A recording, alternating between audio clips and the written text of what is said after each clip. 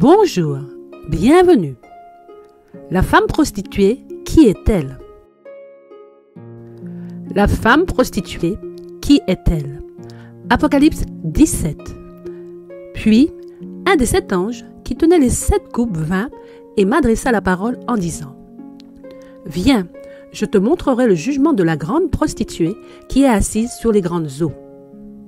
C'est avec elle que les rois de la terre se sont livrés à l'impudicité, et c'est du vin de son impudicité que les habitants de la terre se sont enivrés. Il me transporta en esprit dans un désert, et je vis une femme assise sur une bête écarlate, pleine de noms de blasphème, ayant 7 têtes et 10 cornes. Cette femme était vêtue de pourpre et d'écarlate, et parée d'or, de pierres précieuses et de perles.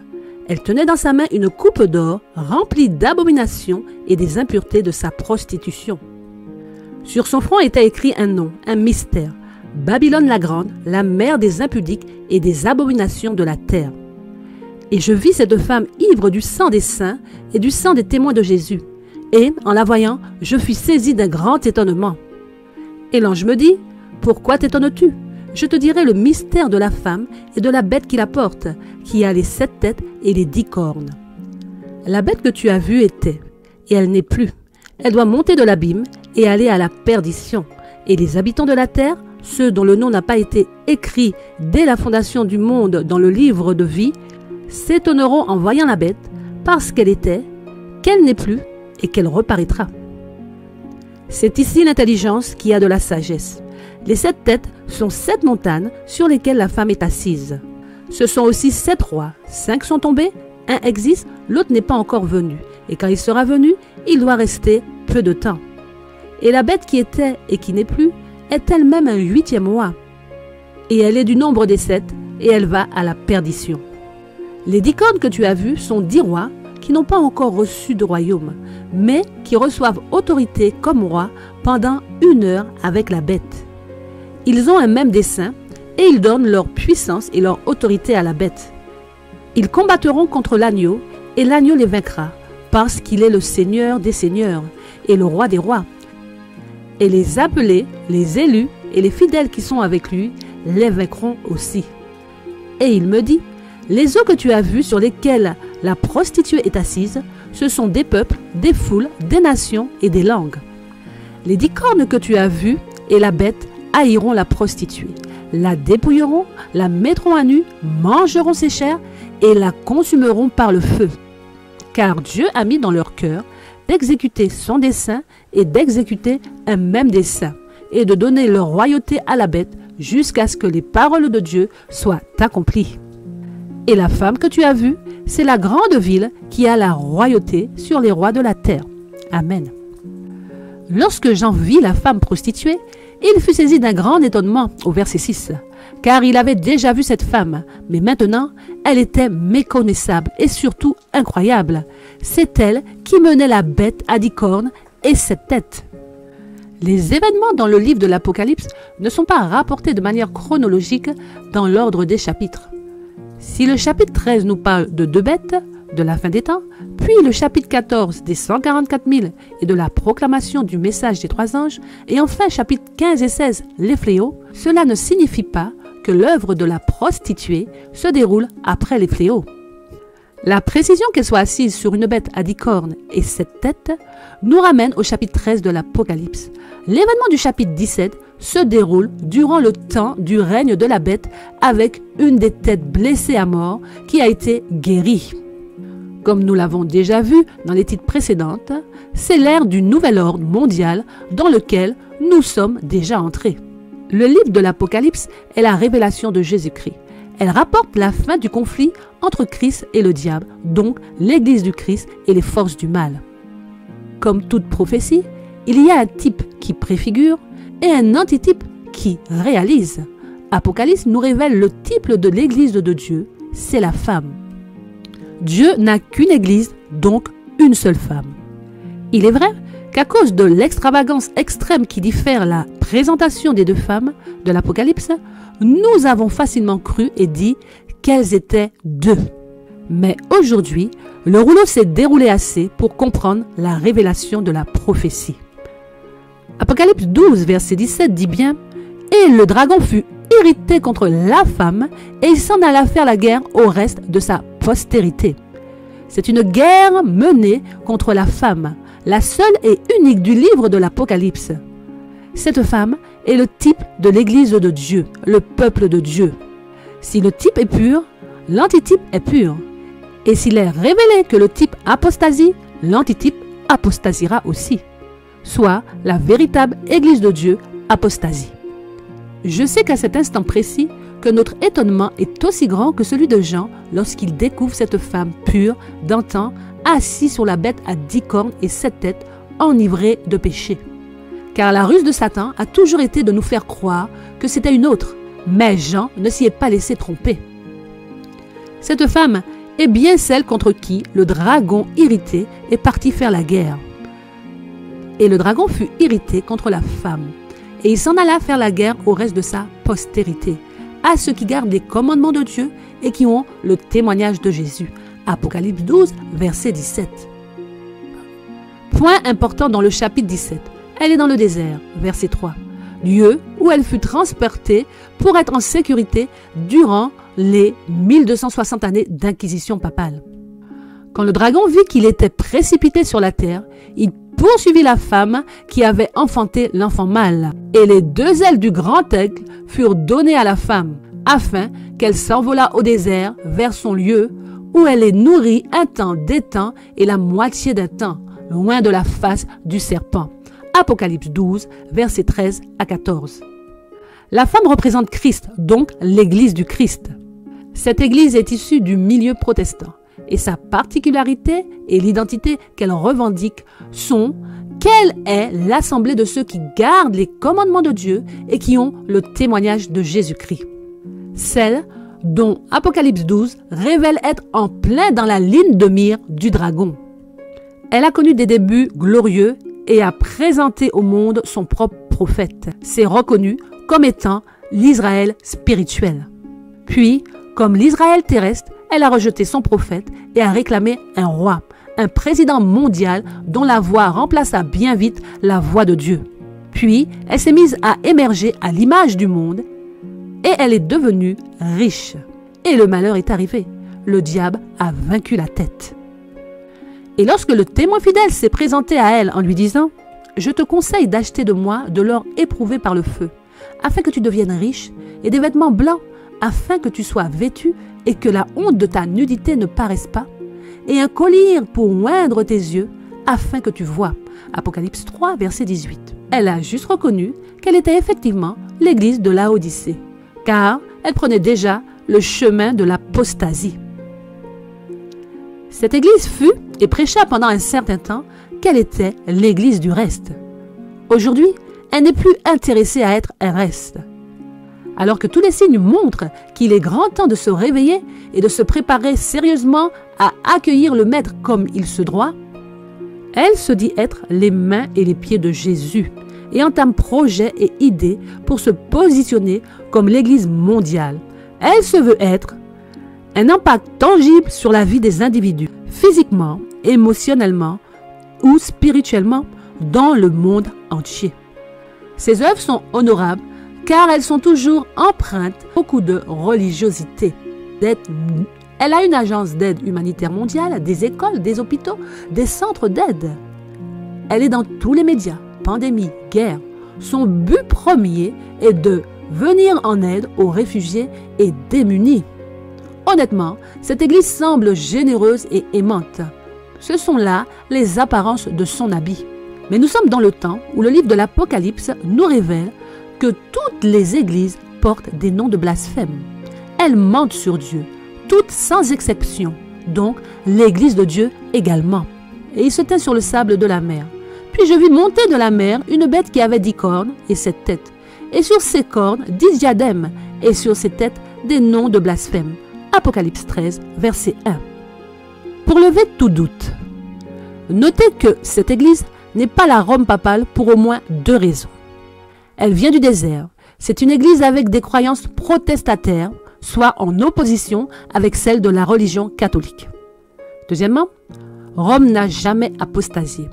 Elle a toujours été une église idolâtre, se prostituant à plusieurs faux dieux.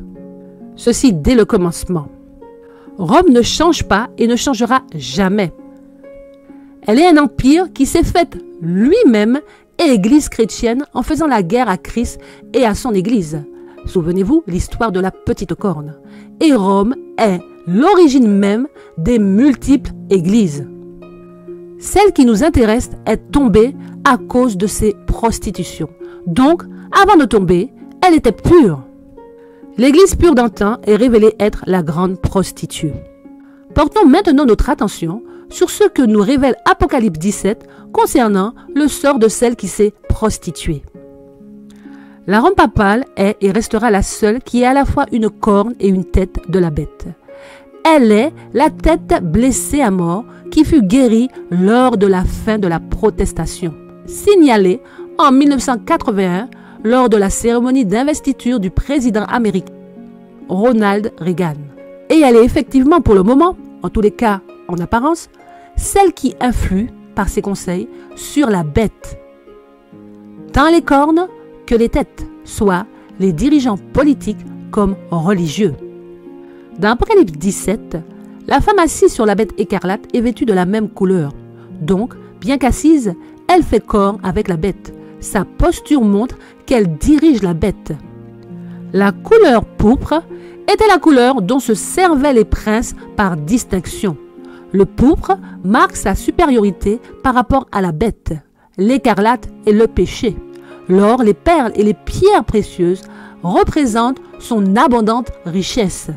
Et le symbole de la coupe, Jésus nous le révèle lui-même. C'est le destin, bon ou mauvais, selon ce qu'il y a dans la coupe. Tous ces mots sont des symboles et non des indices qui nous révéleraient quelques couleurs et images cachées de je ne sais quel cortège d'évêques catholiques. Franchement, ce sont des idées reçues qui nous gardent depuis bien trop longtemps dans l'ignorance.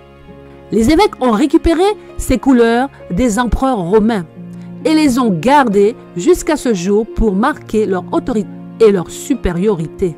C'est tout simplement un manque d'humilité pour des soi-disant hommes de Dieu. Cette femme était vêtue de pourpre et d'écarlate et parée d'or, de pierres précieuses et de perles. Elle tenait dans sa main une coupe d'or remplie d'abominations et des impuretés de sa prostitution. Apocalypse 17, verset 4. Yahvé, tu es la part de mon destin et de ma coupe. Psaume 16, verset 5. Père, s'il est possible que s'éloigne de moi cette coupe. Matthieu 26, verset 39. Pouvez-vous boire la coupe que je vais boire? Nous le pouvons. Ma coupe, vous la boirez. Matthieu 20, verset 23. Non seulement sa coupe d'or est remplie d'abominations et des impuretés de sa prostitution, sur son front était écrit un nom, un mystère. Babylone la grande, la mère des impudiques et des abominations de la terre. La Bible dit qu'elle est la mère, donc elle a à sa charge beaucoup d'enfants. Elle a donné naissance et est donc responsable des abominations que produit son impudicité. Puis cette femme, donc une tête qui représente les dirigeants religieux, est ivre du sang des saints et du sang des témoins de Jésus. Il ne s'agit pas d'une guerre ouverte comme une inquisition faite au proprement de son Église. Non, c'est bien plus simple et subtil que cela. Le sang des saints et le sang des témoins de Jésus expriment à la fois les âmes que ces dirigeants conduisent à la perdition, mais il est clair que ces dirigeants prendront part à la persécution qui sera tournée vers les fidèles de Dieu qui refuseront de recevoir la marque de la bête. Apocalypse 13.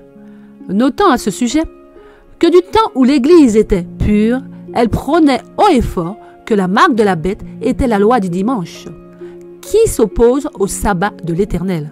Aujourd'hui, le roi qui est à leur tête dit qu'elle peut être la loi de n'importe quel autre jour. Il ne s'aventure pas à prononcer à l'encontre du dimanche.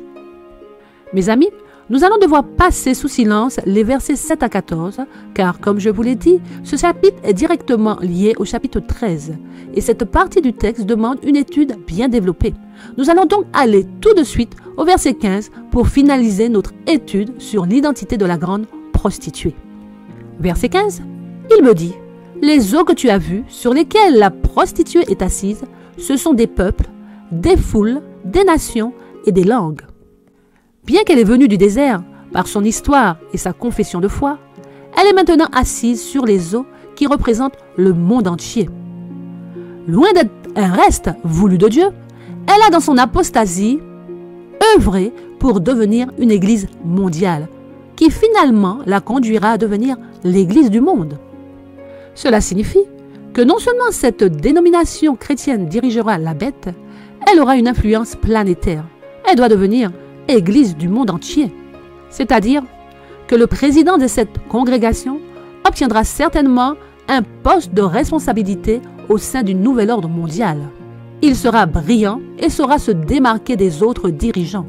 Grâce à toutes les œuvres déjà mises en place par son Église, ses décisions toucheront le monde entier. Les licornes que tu as vues et la bête haïront la prostituée, la dépouilleront et la mettront à nu, mangeront ses chairs et la consumeront par le feu. Mais son œuvre et son succès déplairont aux cornes, car il leur fera de l'ombre.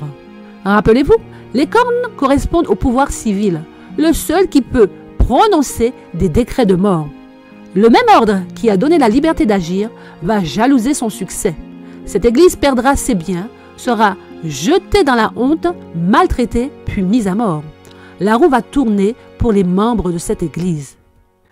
Pour ceux qui disent que cela est impossible, souvenez-vous de la nuit du massacre de la Saint-Barthélemy, le 24 août 1598, sous le règne de la Petite Corne. Alors qu'un décret d'indulgence avait été promu pour permettre aux protestants de vivre librement leur foi véritable en Christ, ceux-là même qui avaient promulgué le décret donnèrent l'ordre de tuer en une nuit à Paris et en province des milliers de familles entières de protestants. Et ces crimes se répétèrent partout durant les semaines et les mois qui suivirent. Car Dieu a mis dans leur cœur d'exécuter son dessein et d'exécuter un même dessein et de donner leur royauté à la bête jusqu'à ce que les paroles de Dieu soient accomplies. Apocalypse 17, verset 17. À cause de cela, en un même jour, ces fléaux arriveront, la mort, le deuil et la famine, et elle sera consumée par le feu. Car il est puissant, le Seigneur Dieu, qui l'a jugé. Apocalypse 18, verset 8. Moi aussi je serai sans pitié, et je n'aurai point de miséricorde. Je ferai retomber leurs œuvres sur leur tête. Ézéchiel 9, verset 10. Donc, il semblerait que le jugement de Dieu sera exécuté par les décrets prononcés contre cette dénomination sous le nouvel ordre mondial, car le Seigneur va juger la prostitution de son Église. Pourquoi? Parce que son péché va pousser le monde entier à la rébellion contre Dieu. Et la femme que tu as vue, c'est la grande ville qui a la royauté sur les rois de la terre. Apocalypse 17, verset 18. Ici, pour le symbole de la ville, je me tiendrai à la signification la plus simple et directe que nous présente la Bible par ses récits. Une ville est signe de rébellion contre Dieu. Le premier qui construit une ville est Caïn, suite à sa rébellion. Et dans la ville, tout est dépravation et meurtre à l'encontre de la loi de Dieu. La grande ville qui a la royauté sur les rois exprime l'excès de sa rébellion placée au-dessus de celle des rois. Quoi qu'il arrive, la parole de Dieu nous exhorte toujours à fuir hors des villes, à fuir ces lieux de rébellion qui mènent sans aucun doute à la corruption. Je m'adresse maintenant à nos frères et sœurs de l'Église adventiste du 7e jour. Vous savez comme moi-même que nous sommes l'assemblée qui se dit être ceux qui gardent les commandements de Dieu et qui avons la foi de Jésus. Il y a environ 2 ans de cela, lors du premier confinement dans l'émission, autrement dit, j'ai été surprise de la réponse de notre président de fédération du moment à la question « Sommes-nous l'Église du reste ?» Il a dit non. J'étais surprise et décida de trouver à quel moment dans la Bible l'Église qui se dit garder les commandements de Dieu et la foi de Jésus n'est plus l'Église du reste. En cherchant, j'ai découvert que non seulement notre Église n'avait plus l'ambition d'être un reste, elle avait, chemin faisant, caché bien des vérités sous de fausses doctrines habillées d'un vêtement de religiosité. Une d'elles est la Trinité.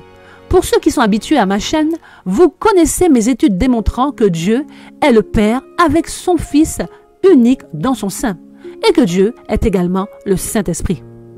Mais concernant l'étude de l'Apocalypse 17 sur l'identité et le dessein de la grande prostituée, les choses s'annoncent et se révéleront au fur et à mesure que le rouleau se déroule. Concernant les capacités et les réalisations concrètes d'œuvres et de travaux mis en place avec succès par l'Église mondiale, je ne sais pas si c'est notre nouveau nom. Je vous invite à consulter Ted N.C. Wilson, président de la Conférence générale, présente son rapport à la session plénière du lundi 6 juin 2022 au matin. 61e Assemblée générale de l'Église adventiste du 7e jour, centre de convention américain, Saint-Louis, Missouri, États-Unis. Du 6 au 11 juin 2022 sur Internet. Vous pouvez taper AAN français, conférence générale. Ce rapport est riche, complet et rempli de détails et d'ambitions de tout genre. Tout ce qui a été fait ces 7 dernières années et les projets et idées à exploiter pour la suite. De vous à moi, je ne connais rien du fonctionnement interne du nouvel ordre mondial. Mais, comme toute organisation, un plan d'affaires bien construit est nécessaire pour faire avancer les affaires. Et pour les affaires religieuses, il sera difficile aux autres congrégations d'arriver à la cheville des adventistes. Cette église mondialement reflète l'excellence. Tout est bien orchestré, rien n'est laissé au hasard et toujours dans un vêtement de piété. Ses nombreuses structures et ressources font d'elle une église riche. Elle peut assumer chaque projet qu'elle présente. Seulement, alors que nous sommes dans le temps où il faut suivre Jésus partout où il va, nos dirigeants nous demandent d'être les mains et les pieds de Jésus. Nous devons suivre Jésus et non être ses pieds pour l'amener où nous voulons. À chacun de prendre sa décision et d'œuvrer comme bon lui semble. Mais rappelez-vous que la Bible ne ment pas. Nous sommes dans le temps où nos décideurs religieux portent des noms de blasphème. Ils mentent sur Dieu. Leurs œuvres ne sont pas la volonté de Dieu. Et nous comprenons par l'étude d'Apocalypse 17 que la femme pure et la grande prostituée est la même et unique femme, et que ces dérives ont eu lieu à cause du petit nombre qui décide pour des milliers d'âmes.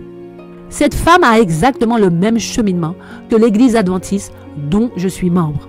J'ai cette foi que nous devons garder les commandements de Dieu et avoir la foi de Jésus. Et je crois que c'est un reste qui persévérera jusqu'à la fin. Les autres choisiront de suivre nos dirigeants iniques dans leurs projets ambitieux. Mais si c'est le cas, chers amis, ne prenez pas à la légère les révélations du Seigneur à travers cette étude. Le but n'est pas de renoncer à la foi adventiste, voulue et instituée par Dieu lui-même à son Église.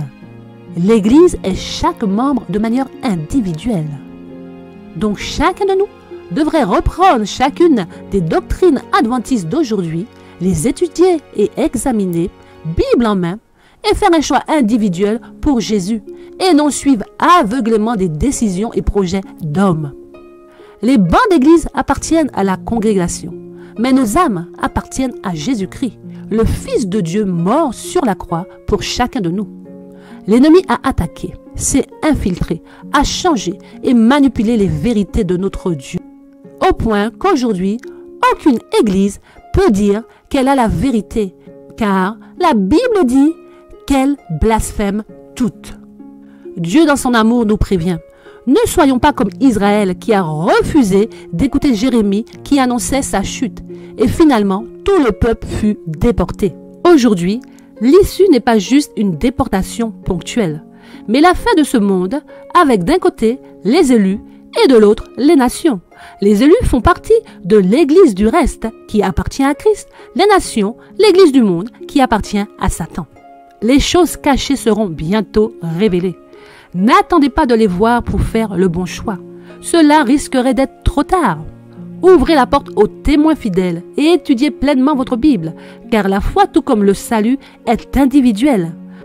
Personne ne pourra se justifier d'être dans l'erreur à cause d'un autre homme en qui elle avait toute confiance. Soyons comme des vierges sages étudiants tout en nous préparant à la venue de l'époux. Le temps de l'endormissement est fini. Elles sont maintenant toutes réveillées, les vierges. Si vous faites partie des sages, allez donc à vos réserves, la parole de Dieu seule, et renoncez à cette huile diluée dans l'eau et le sang des témoins de Jésus, qu'on s'applique à nous servir sabbat après sabbat. Prenons position pour le Seigneur comme il le veut et non comme nous le sentons. Je te conseille d'acheter de moi de l'or éprouvé par le feu, afin que tu deviennes riche, et des vêtements blancs, afin que tu sois vêtu, et que la honte de ta nudité ne paraisse pas, et un collier pour oindre tes yeux, afin que tu vois. Apocalypse 3, verset 18. Ne serait-ce pas une invitation pour échapper à notre sort? Les 10 cornes que tu as vues et la bête haïront la prostituée, la dépouilleront et la mettront à nu, mangeront ses chairs et la consumeront par le feu.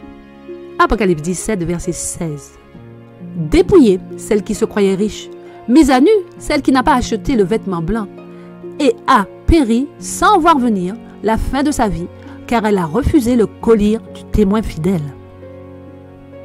Je te conseille d'acheter de moi de l'or éprouvé par le feu, afin que tu deviennes riche, et des vêtements blancs, afin que tu sois vêtu et que la honte de ta nudité ne paraisse pas, et un collier pour oindre tes yeux, afin que tu vois.